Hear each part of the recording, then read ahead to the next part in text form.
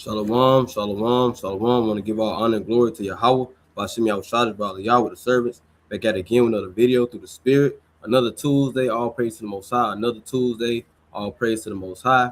So today we get into, they took a lot, but they can't take our inheritance. They took a lot, but they can't take our inheritance. So we're gonna get into this thing because I'm gonna start out with this. So when you think about the black community, we think about so-called blacks, Hispanics, Native Americans, we think about our community, you see that there has been a lot of things that have been taken from us as a nation. From the time when the Native Americans was here, what happened to them? What happened to their land? It was taken, right? When it came down to us being enslaved, when we was back on the West Banks of Africa, what happened? We were taken. So it not just those things. It was inventions that we had, which we gonna cover those things. Inventions, dances, all type of things that was taken from us as a people. But it's one thing they can't take. It's one thing they can't take. They might take our swag here and there, culture vultures. They might take how we dress here and there. But it's one thing that they can't take from us, and we're gonna get into this thing through the Spirit. So let's start off right here. So first, I want to kind of set the premise so we can understand what they can't take and what was given to us. So first, I want to start off with the book of Exodus, chapter 4, and verse 22. And it's the reason that I want to start off here so we can understand when it goes to things being inherited to anybody on a biblical aspect. We got to understand that when it comes to the Israelites, again, there are 18 nations of people in the Bible, but when it comes to the Israelites, which would be the so-called blacks, Hispanics, and Native Americans, they are the chief or the firstborn of all the nations. So what happens with the firstborn? And we're going to get all those things. So let's start off so we can have precepts understanding how we are the firstborn. Let's get that first. All right, let's get that first. And we're going to start off with Exodus chapter 4 and verse 22. That's what we're going to get things swinging at. Exodus 4 and 22.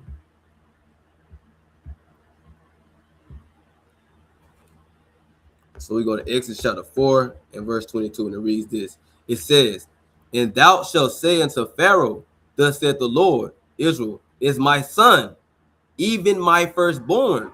So we have to understand the Lord is referring to Israel, which again will be the so-called blacks, Hispanics, Native Americans, the Yoruba, the Ashanti tribes, and so forth and so forth, right? These people will be the Israelites. These people be God's chosen people. These would be the firstborn. Okay, let's get another scripture. Let's get another scripture in there. All right, let's get Jeremiah chapter 31 and verse 19.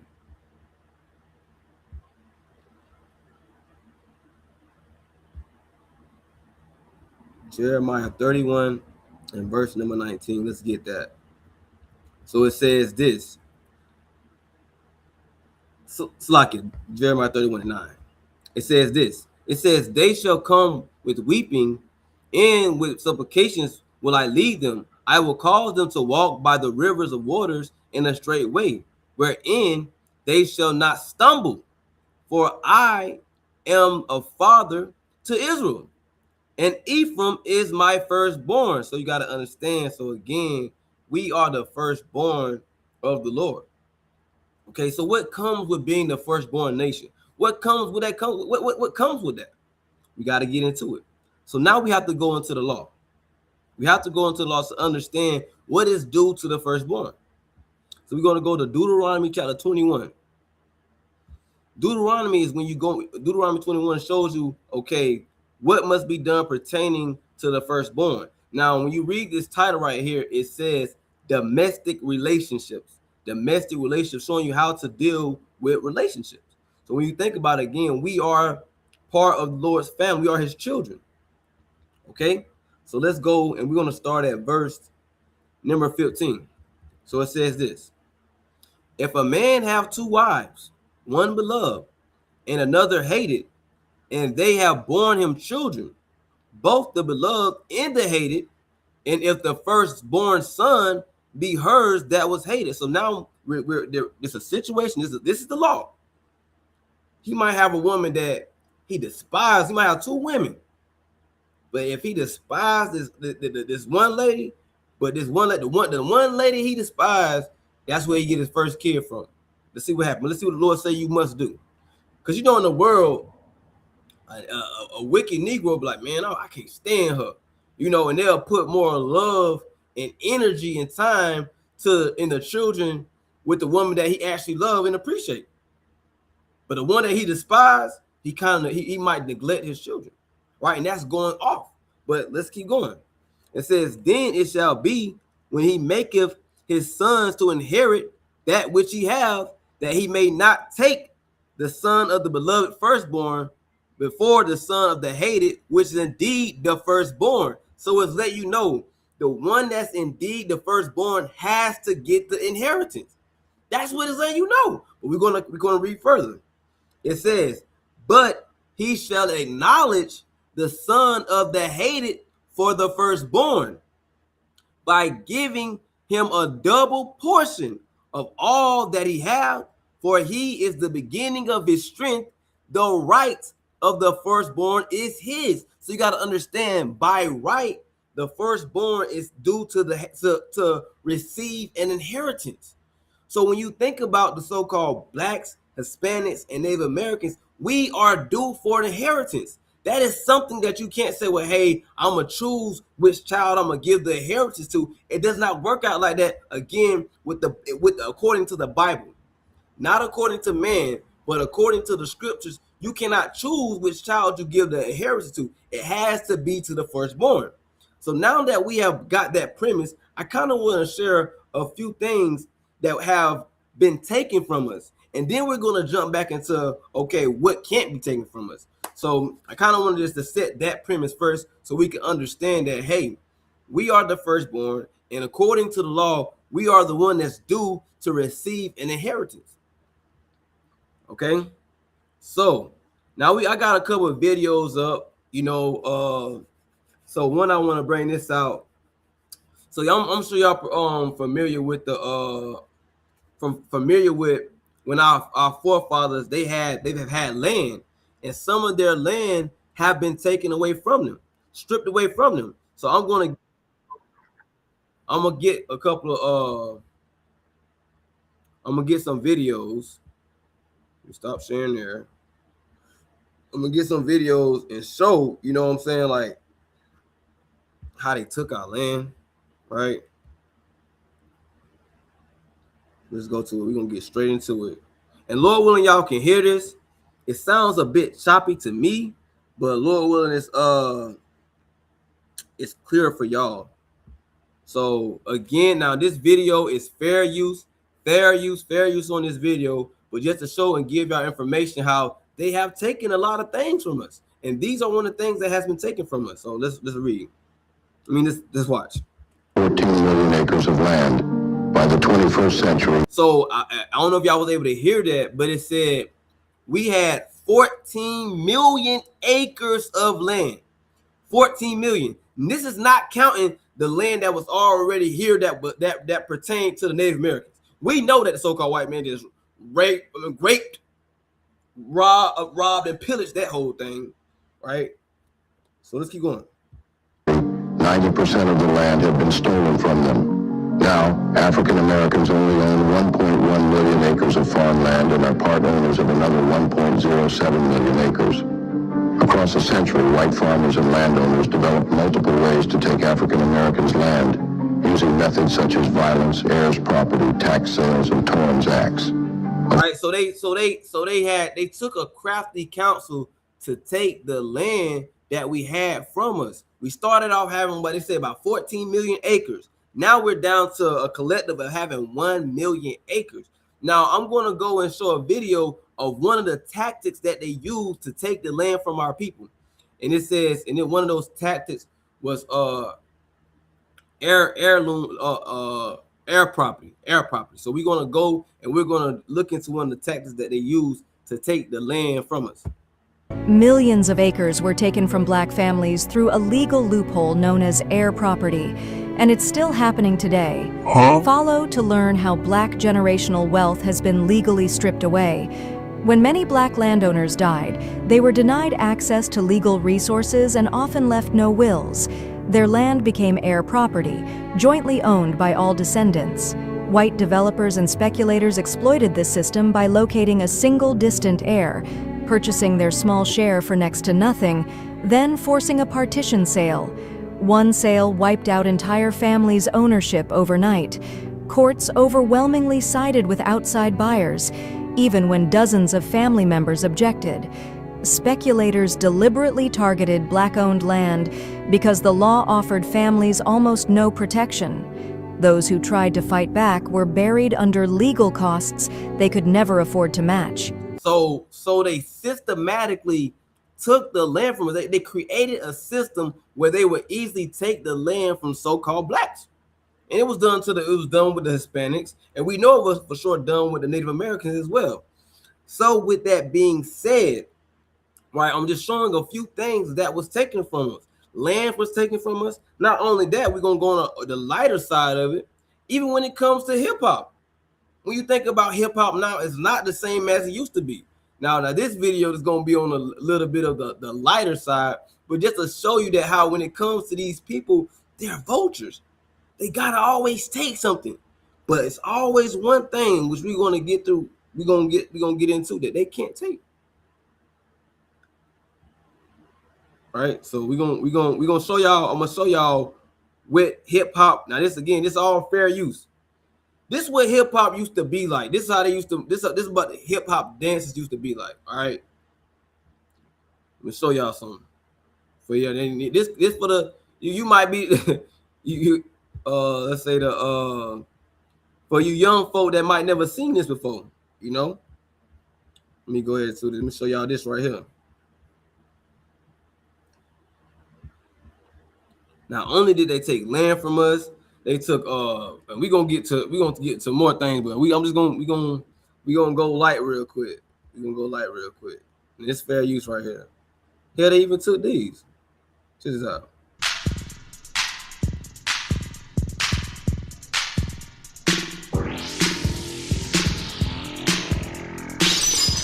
Get that brother killing it. Going crazy. Look at them all in the background going crazy.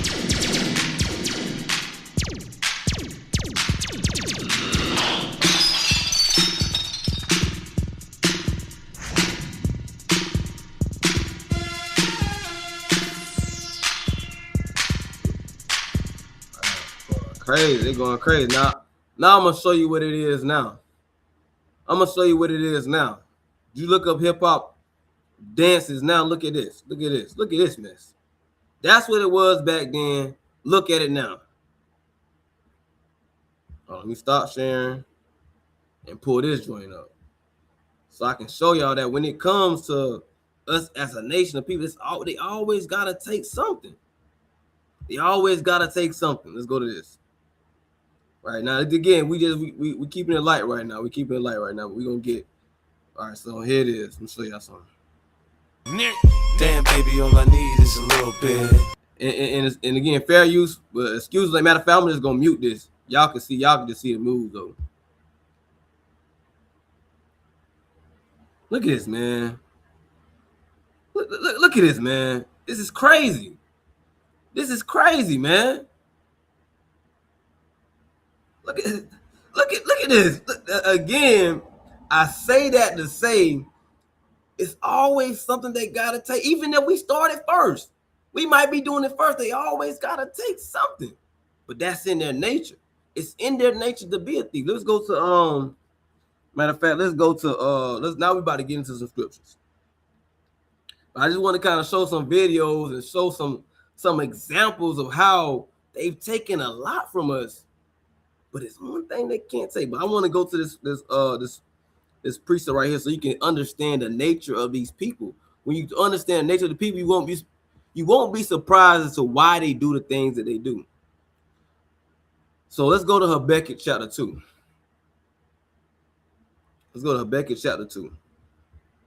Now, when you read Habakkuk chapter 2, it's going to help you kind of get an idea. So we're going to start at verse 5. Habakkuk 2 and 5. Start at Habakkuk 2 and verse 5. Let's pull that up. Now, again, like I said, I want to show some examples, some visuals, get some visuals. Now we're going to get some scriptures so we can understand the nature of these people, and then we're going to revert back and go to showing what the heritage that's due to us. Okay, so it says this: yea, also, because he transgresseth by wine, he is a proud man, neither keepeth at home. Now, this man is symbolic for a nation. All right, it's symbolic for Babylon. Right, and we know who are the people that's over Babylon. That would be the Edomites, the Idumeans, or the so-called white men. All right, so it says he's a proud man, neither keepeth at home, who enlarge of his desire as hell, in his as death. So I'm gonna like kind of get into that real quick. So let's go to right here. It says this. Wealth, it says wealth. I'm gonna read this in the NLT. It's Habakkuk 2 and 5 in NLT. It says, wealth and treacherous and the arrogant are never at rest. They open their mouths wide as the grave, and like death, they are never satisfied. So I want to bring it out, and I want to bring it out in the NLT so we can understand that when it comes to the characteristics of the so-called white man, that he's never satisfied. He always have to have more and more and more. So you got to really think about it. Think about it from the time of the 13 colonies. America started off with just 13 colonies. But what happened? They had to push more westward. They had to push south, right? They pushed south. They end up establishing all these different states, right? And after that, they said they got to get Texas, right? After that, they said they had to do all this. You had the Wild Wild West. They pushed forth and they took control over the whole shebang. It started off with 13 colonies on the east line coast of America to taking the whole country that at one point in time did not belong to them. It belonged to the Native Americans, who would be the Israelites as well. They were there first. But when he came with his demonic and wicked characteristics, what did he do? It said he never could be satisfied. So he did diabolical things, which we know that he did with these people. He broke treaties. He even killed off the bison just so they can starve them out. That was his tactics. Why? Because he's never satisfied. It says this: in their greed, they have gathered up many nations. And they've done that. They've been to many nations, gathered up many nations. They got garrisons, military units all over the world. They're everywhere because of the greed, because they can never have enough. So when it comes to things that we have, even out of a culture, they got to have that too. They got to take that too. Oh, that's on a small level. Let's get another example. First, I want to keep going. It says, and swallow up many peoples. So these are the characteristics. I'm gonna get an example because of the characteristics, the different tactics that comes with these people. Now, we was going into one of the videos was showing how they went and they took the air properties and they systematically created a system where they was able to easily take so-called black men and women land, which they targeted on purpose to do. Right, we understand that. Now I'm gonna show you from a biblical standpoint of something similar to that. So when you go to Psalms 83, right? Let's go to Psalms 83 and verse 3. It says this: they have taken crafty counsel against thy people and consulted against thy hidden ones. So you got to think about it. When it comes to what happened to us and things that are taken from us, there's a crafty counsel. There is work There is councils, there's meetings that they come together and they say, okay, we're gonna do this, we're gonna do it like that. See how we gonna do it? We gotta pass a law like this. And see, when we pass this law, that's how we get them, because then they ain't gonna be able to get up out of it. It's like they try to corner us, right? Let's keep going. It says, they said, come and let us cut them off from being a nation, that the name of Israel may be no more in remembrance. So when we look about it, not only that, they even took the name. They took the name. Then you had another fellow tribe of Edomites, or people that descend from Esau, which would be Amalek, and they took the name. Amalek took our name. All right? So but I'm showing you again, when it comes to us as a nation of people, a lot of things have been taken from us. Look what's going on now with ICE. Let's again, we going in the Bible. What is ICE doing to these Hispanic people? They just started with the I think they started with the Haitians. Yeah, they started with the Haitians. They not just taking adults, they taking children too. But let's look at it from a biblical standpoint.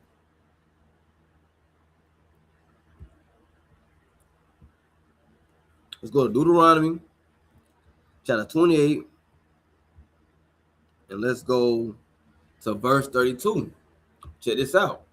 It says, thy sons and thy daughters shall be given unto another people, and thy eyes shall look and fail with longing for them all the day long, and there shall be no might in thy hand.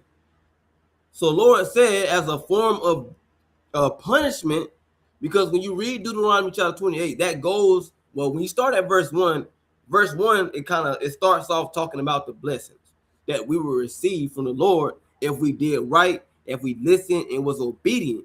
When you get down to verse number 15, it starts to talk about if the things that would happen to so-called Blacks, Hispanics, Native Americans, if they were to be disobedient and not listen and follow the ways of God.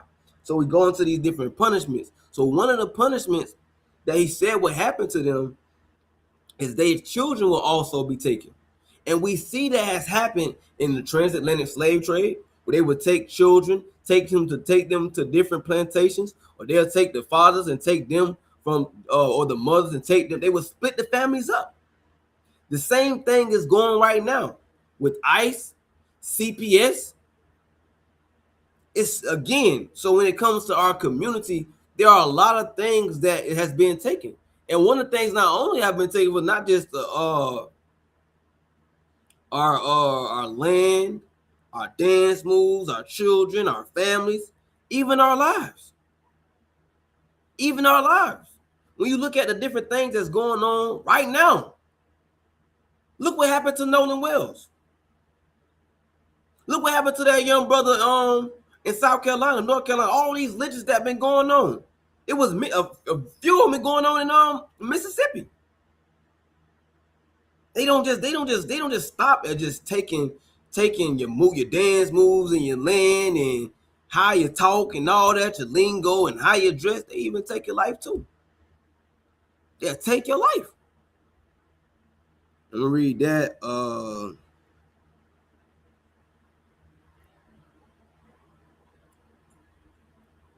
Not only that, I'm gonna read this. I'm gonna show this. Now, again, as I was showing, in Deuteronomy chapter 28, it was talking about the different punishments that would happen. I want to also cover this other one. It says, a nation of fierce countenance, which shall not regard the person of the old, nor show favor to the young. So when you look at what's been going on, right, they don't care about what age you is, what age range you got going on. They will unalive you like it ain't nothing.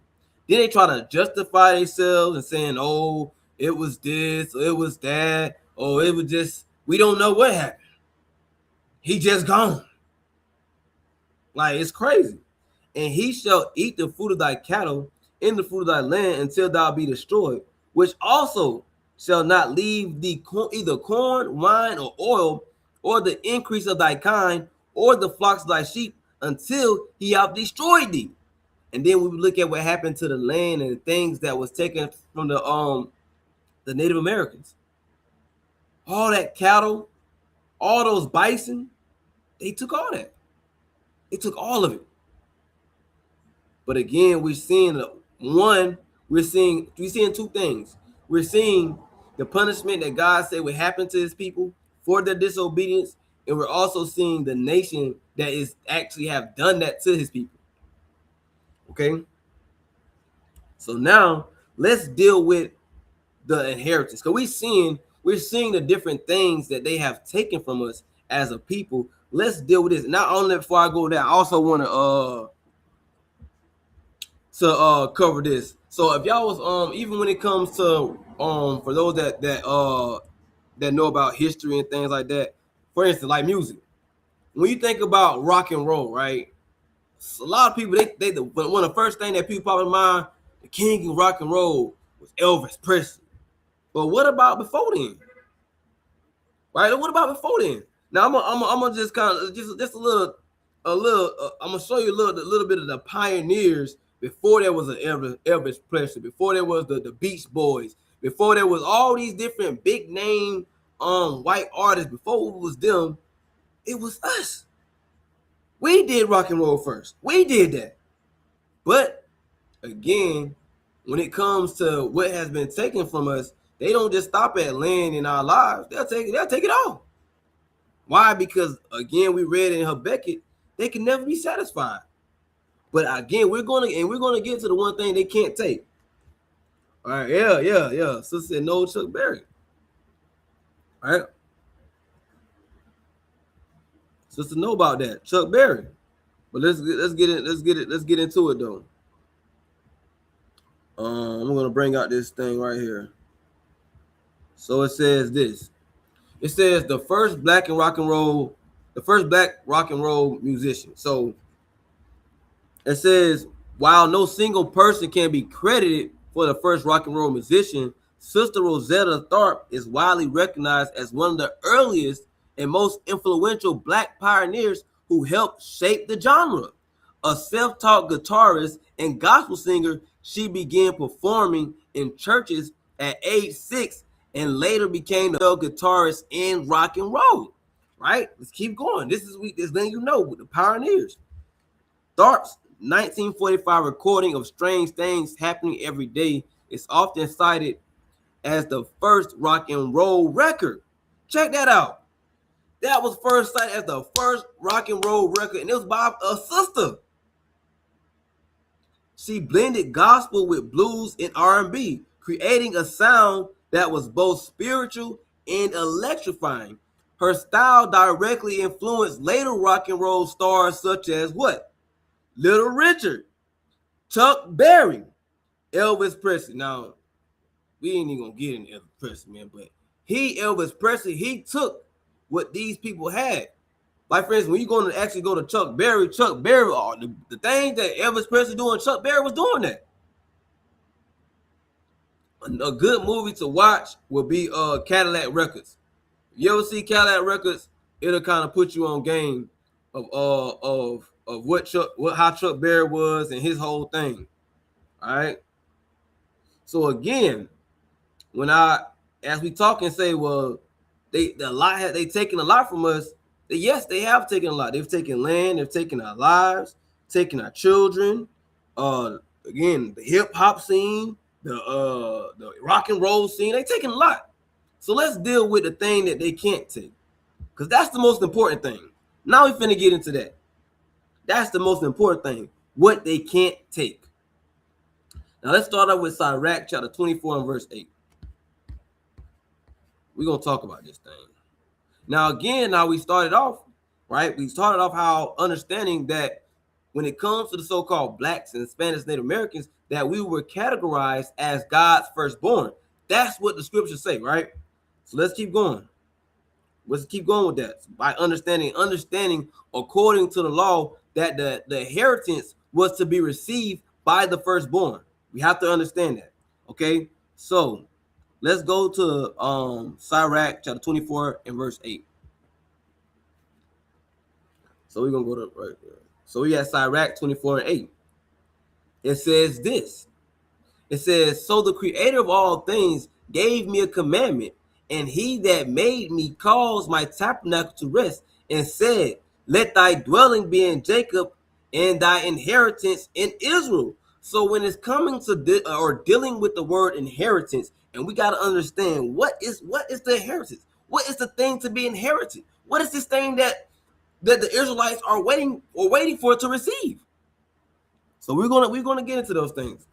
But let's keep going. Let's go to this. I'm gonna get this right here. Let's go to 2nd Ezra chapter 6. Well, 2nd Ezra chapter 6. And let's go here.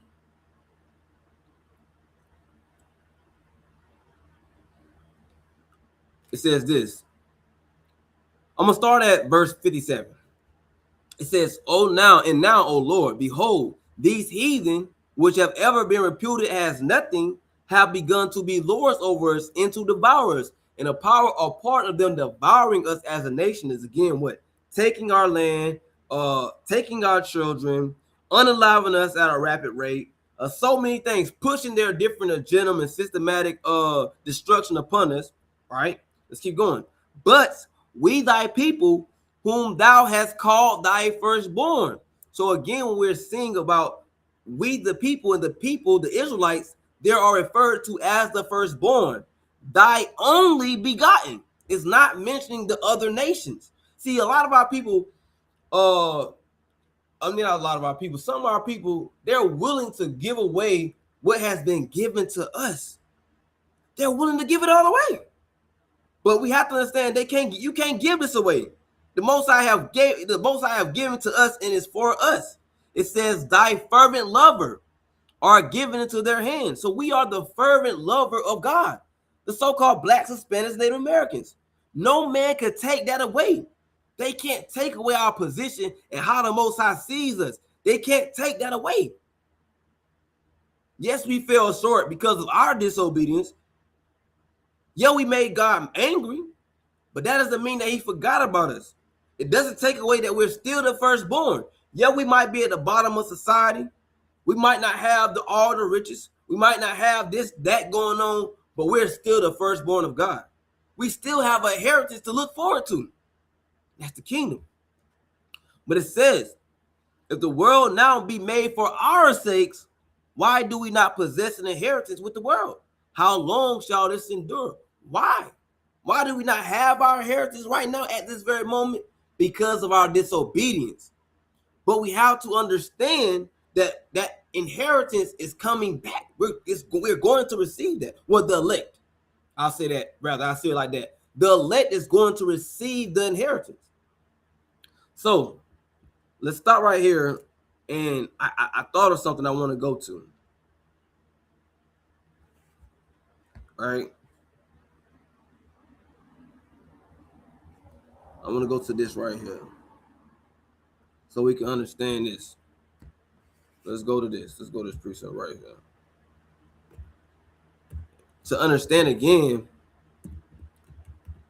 that, let me get this precept in Sirach right here. It says this. I'm going to Sirach chapter 10 and verse 8. It says, because of unrighteous dealings, injuries, and riches got by deceit, the kingdom is translated from one people to another. There's two ways you can look at that. First, let's look at it in the instance dealing with the Israelites. So it says, because unrighteous dealings. What unrighteous dealings? We went into idolatry. We were serving other gods. We stopped serving the Most High God. We stopped being obedient to him. We followed the ways of man, the traditions of man, the wickedness of man. Injuries, we was unaliving each other. We was disrespecting each other. We didn't care about the widows. We didn't care about the poor. We didn't care about the fatherless. We was going off as a nation. And riches got by the sea. You had men that was full of greed. All these things was going on. It says what? The kingdom was translated from one people to another. So when we think about our land that was given to us, somebody else there right now. Why? Because we went off. We did wickedly before the eyes of the Lord. It happened. But it's the other part. Same thing of when you look at who has the world now, whose kingdom it is now, who's running the world now, because it's not the Israelites. It will be the Idumeans. This is their kingdom. The people that descend from Esau, this is their kingdom right now. But guess what? Same situation. Because of unrighteous dealings, injuries, and riches got by the sea, the kingdom is translated from one people to another. Just like how we lost our rulership, they gained it. They're going to lose their rulership, and we going to be in rulership. Because that's when you got to understand again how it's gonna be topsy-turvy. Everything is going to be a flip around. That's why it's so important, and that's why you see the things that you see going on in the world right now, because they want to prevent that from happening, but they can't stop it. No man can stop it. Nobody can stop it. No army, no demons or whatever you want to say, no witchcraft. Nothing can stop what's into play. So what's next is the Israelites, the elect. They're going to receive that kingdom. They're going to rule over the whole world. Just like how we see again, look at the top nations in the world right now. And what race of people will be the part of those top nations? Look at Germany, look at Russia, look at the United Kingdom, look at Europe, Spain, France, Ireland, Luxembourg, all these places. What nation of people is that? Those people will be the descendants of the Idumean or the descendants of Esau. That's who that is. So right now, they as a nation or they as a race of people, yeah, they in rulership right now for now. But in due time, in the process of time, the Israelites will be in rulership. How do we know this? Because there's going to be a transition. And this is the part of the heritage that I'm about to get into. This is the thing that they cannot take. This is the thing that they cannot stop. So let's go to let's go straight to it. Well, matter of fact, before we get straight to it, I want to get Ephesians 1:18.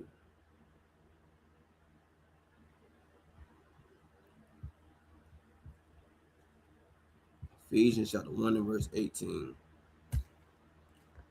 It says this. It says, the eyes of your understanding being enlightened, that ye may know what is the hope of his calling, and what the riches of the glory of his inheritance in the saints. It says, what the riches of the glory of his inheritance in the saints. So we're talking about riches, glory, inheritance in the saints. But who is the saints? Well, we got to figure this out biblically. Let's go to it. So let's go to Psalm chapter 5. Psalm chapter 50. All right, Psalms 50. Change it back. KJV. All right. It says this is Psalms 50 and 5. It says this. Gather my saints together unto me, those that have made a covenant with me by sacrifice. So according to this passage here, it says that the saints are those that made a covenant with him by sacrifice. So then we got to figure out, who was the people that made a covenant with the Lord by sacrifice? Let's go to Exodus. Chapter 24. Let's go to Exodus 24 and verse 7. Let's say this. Let's start at verse 5. It says, and he sent young men and children of Israel. All right, we're seeing what's talking about. The children of Israel, right? Let's keep going. Which offered burnt offerings and sacrificed peace offerings of oxen unto the Lord. Okay, we start hearing some things about sacrifice, but let's keep going. There's more. It says this, and Moses took half of the blood and put it in basins, and half of the blood he sprinkled on the altar. And he took the book of the covenant and read in the audience of the people. What was the audience? What were the people? Who was he reading to? He was talking to the children of Israel. We already understood that by verse number 5. Okay, So we understand the audience, we understand the people. Let's keep going. It says, and they said, all that the Lord have said, we will do and be obedient. Okay? And Moses took the blood and sprinkled it on the people, and behold, the blood of the covenant which the Lord have made with you concerning all these things. So the Israelites, which would be the so-called blacks, Hispanics, and Native Americans, they were the people that made that blood covenant with the Most High, which he, when we read the book of Psalms, called his saints. But there's more. There's one more. I got one more. I got one more in the chamber. Oh my gosh, hold on. Let me go to this. Okay. All right, here we go. All right, so now we're going to go to Psalm chapter 148 and verse 14. It says, he also exalteth the horn of his people, the praise of all his saints, even of the children of Israel. A people near unto him, praise ye the Lord. So not only is it letting you know that they are his saints, it's also letting you know that they are near unto him, which we read earlier, understanding that what? These were the firstborn. They are the firstborn. The so-called blacks, Hispanics, Native Americans, which are the Israelites, they are classified as the firstborn when it comes to the Most High God. Not my words. That's what the Bible says. If you don't agree with the Bible, don't know what to tell you. So now let's keep going. Let's go back. Let's go to Tobit. Let's go to Tobit chapter 4 and verse 12.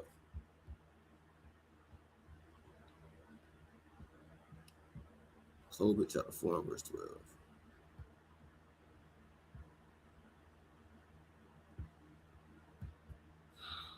All right, Tobit chapter 4 and verse 12, it says this.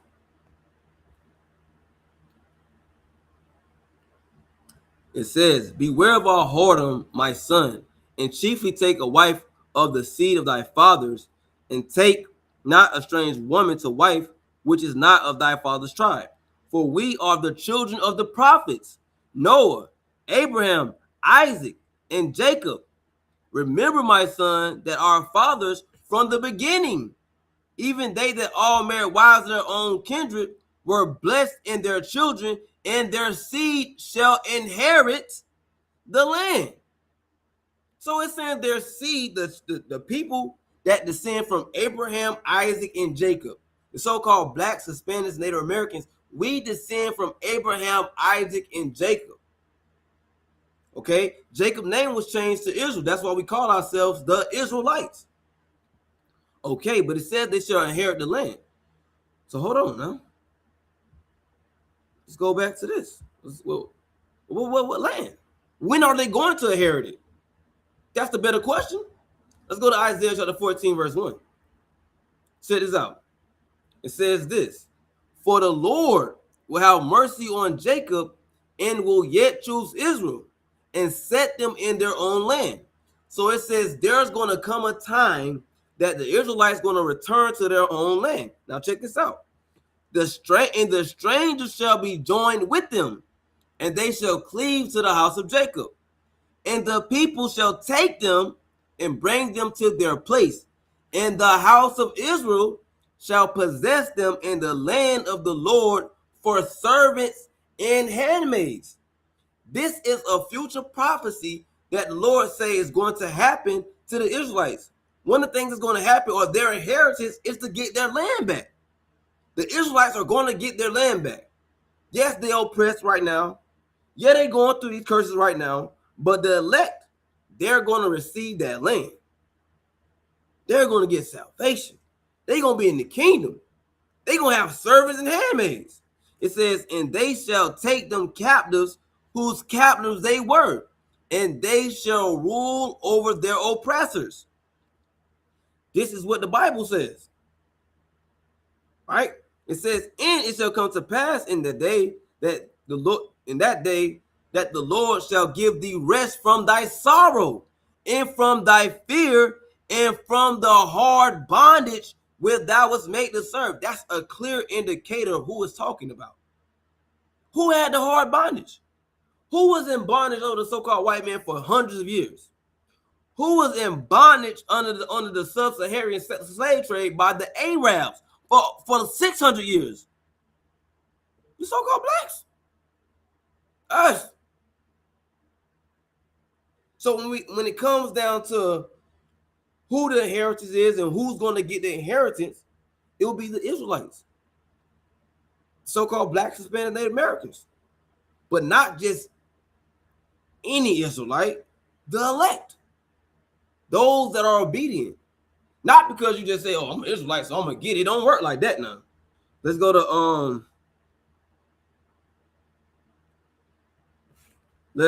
to Revelation,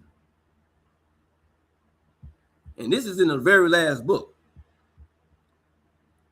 Let's get this. Revelation chapter 13. Thought I was sharing my screen, but I guess I wasn't.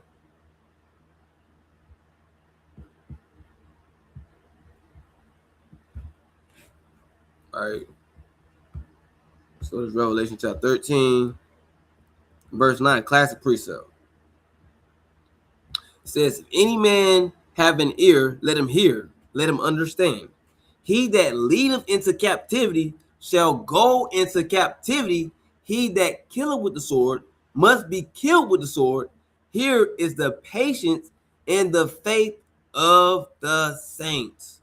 Again, we already addressed who the saints were. So this is what the saints are patiently waiting on. But hold on. Wait, there's more. Let's go to Psalms 149.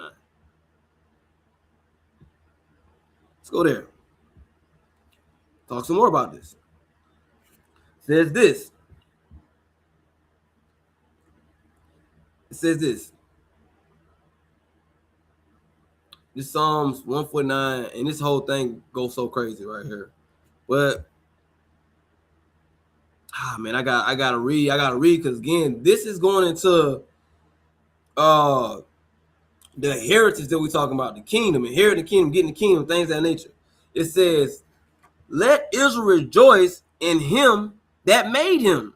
Let the children of Zion be joyful in their king. Let them praise his name in the dance. Let them sing praises unto him with a timbrel in the heart. What is this going into? This is going into the Israelites being in joy, having joy. Why? Because they have received salvation. They have been saved from their oppressors. They have been saved from being oppressed in this wicked and diabolical land. It says, for the Lord take a pleasure in his people. He will beautify the meek with salvation. So these people, the elect, they're going to receive salvation when that's going, and that's the heritage. But what's going on? Let the saints be joyful in glory. Let them sing aloud upon their beds. Let the high praise of God be in their mouth, and a two-edged sword in their hand, to execute vengeance upon the heathen and punishments upon the people, to bind their kings with chains and their nobles with fetters of iron, to execute upon them the judgment written. This honor have all the saints, praise ye the Lord. So again, when it goes to what's the inheritance, the things that the Israel is going to receive that no man can take, these are those things. We didn't say these things. We didn't make this up. The Lord said this. He said this stuff going to happen. So it's nothing no man, no woman, no whatever can do. Yeah, they may have taken a lot from us, but they can't take this from us. They can't take the kingdom from us. They can't take that. It's up to you, though, if you want it. Now, I want to get one more precept, and then I'm going to close out. But next time, Lord willing, we're gonna go a little deep. We kind of just scratch the surface a little bit here. But we're gonna get a little deeper on Lord willing next Tuesday on part 2. We're gonna get a little deeper. You know what I'm saying? It's just to give more information about the heritage and things of that nature. But I want to read this. This is Romans 9:3. For I could wish that myself were cursed from Christ for my brethren. What is Paul? Paul was an Israelite, so his brethren would be fellow Israelites, my kinsmen, according to the flesh. He didn't say according to the spirit, according to his flesh. So who is the kinsman of Paul according to the flesh? It would be the fellow Israelites, northern and southern kingdom. That's who he's talking about. Who are Israelites? It even tells you in the very next verse who it's talking about. To whom pertaineth the adoption and the glory and the covenants and the giving of the law and the service of God in the promises. So when you go into the promises and the things that was promised to Abraham, promised to Isaac, promised to Jacob, the things that he said he was going to do for his descendants, those things still stand. The book of Isaiah chapter 14, that still stands. That's the promise to happen. That's the word of the Most High God. You can't not take away from the word of God. It tells you that in 2 places in the Bible, literally. So you can't, and I say all that to say is, yeah, these nations may have taken a lot of things from us, but they ain't take this from us. They can't take this from us. But I would say this: it's all on you how you live. Nobody can take the kingdom of heaven from you, but you can. You can mess up your opportunity.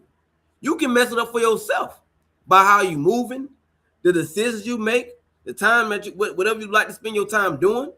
Is you gonna be meditating on the scriptures? You gonna take time to get right with God, repent, be diligent, be sincere in these last days? Look at the times we're living in. Look at the things that's going on in the world. Hey, there could be a damn what is that? A blackout. Supposedly they say, we don't know, could be true. An 18-month blackout. You got people right now that's in a blackout right now in certain places in the United States. Food messed up. So much going on. What are you gonna do in these last days?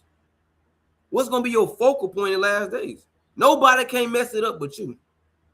But Lord willing, that was edifying through the spirit as always. And so I say next Tuesday, we're going to get more into it. We just scratched the surface today, but we're going to get more into it, Lord willing, next Tuesday. But as always, want to give all honor and glory to Yahweh Shem Yahushua, his brother Yah, with the servants. And I say shalom.